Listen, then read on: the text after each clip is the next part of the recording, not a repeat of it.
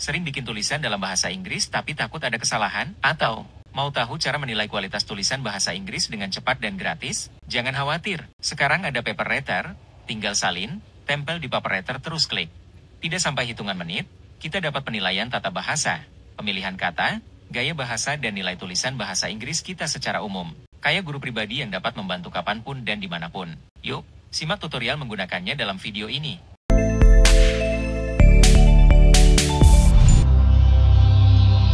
Assalamualaikum warahmatullahi wabarakatuh. Kembali lagi bertemu setelah sekian lama kita tidak membuat konten. Hari ini kita akan membagikan salah satu cara sederhana bagaimana kita menilai kualitas tulisan yang dibuat dalam bahasa Inggris. Baik, kenapa kita menggunakan aplikasi ini? Karena aplikasi ini tersedia secara gratis dan gampang untuk digunakan. Simak video ini dari awal hingga akhir. Kita akan bahas indikator-indikator penting yang digunakan oleh aplikasi ini dalam mengukur kualitas sebuah karya tulis bahasa Inggris. Baik, sebelum kita mulai, bagi yang belum mengikuti channel Yohan Class, silakan klik tombol subscribe di bawah untuk mendapatkan informasi video-video terbaru dari channel ini. Baik, mari kita mulai menggunakan aplikasi ini dalam menilai naskah bahasa Inggris yang kita buat. Baik, untuk mulai menggunakan aplikasi ini, kita ketikkan paperwriter.com, maka kita akan melihat tampilan seperti ini di halaman browser kita. Oke, pertama yang kita lakukan adalah kita klik use now for free, karena kita pakai yang gratis, tentu ada batasan-batasan dalam bentuk jumlah kata. Oke, kita klik use for free. Nah, dari sini kita sudah bisa menempatkan tulisan atau mengupload file.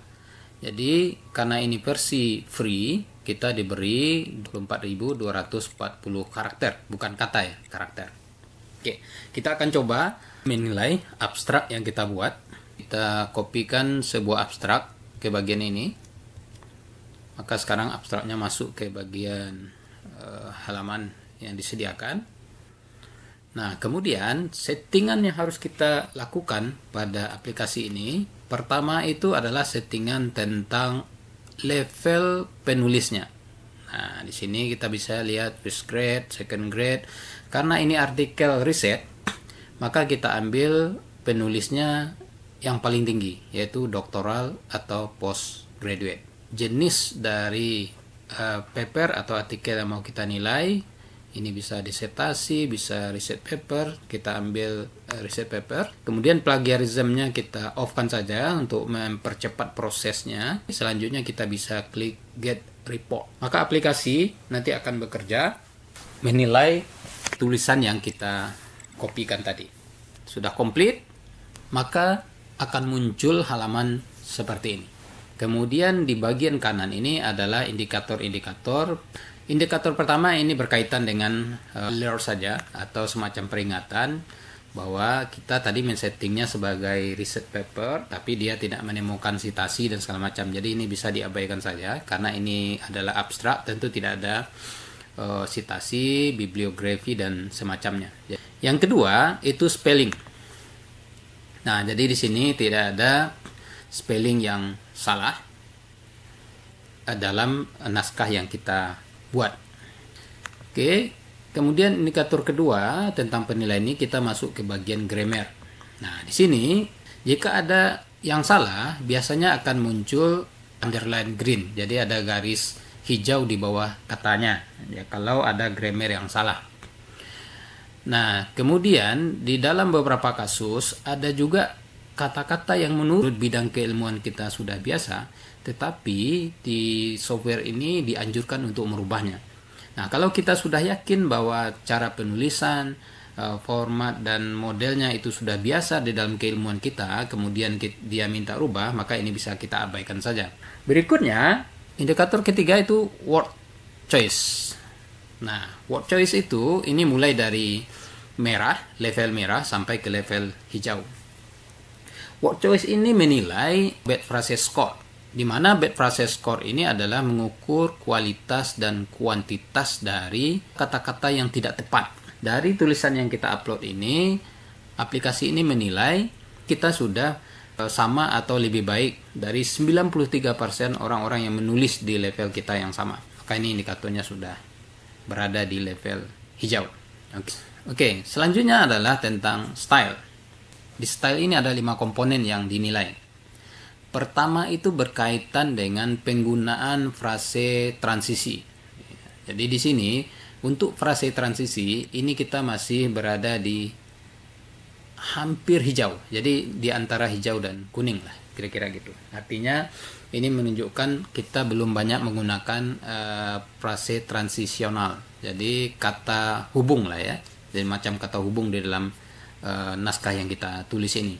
Atau kita masih berada 60% dari tulisan-tulisan orang yang selevel dengan kita. Seperti itu kira-kira. Nah, bagaimana kita meningkatkan ini? Kita harus memperbanyak penggunaan frase. Contohnya di dalam artikel ini kita hanya menggunakan satu frase, yaitu in conclusion. Jadi kalau kita lihat di sini, kita hanya menggunakan satu in conclusion. Nah, untuk membuat transitional frase, kata hubung ini dinilai bagus, maka kita bisa mengoptimalkan dengan menambahkan beberapa frase-frase yang sesuai dengan kebutuhan kita. Seperti consequently, moreover, nevertheless, notwithstanding, accordingly, conversely, ordinarily. Ya, jadi ini bisa kita pilih sesuai dengan konteks dan naskah yang kita buat. Oke, jadi ini berkaitan, poin pertama tentang style itu berkaitan dengan kata hubung. Oke, kita lihat di bagian style. Poin kedua yang dinilai tentang style itu adalah sentence length information. Jadi informasi panjang kalimat.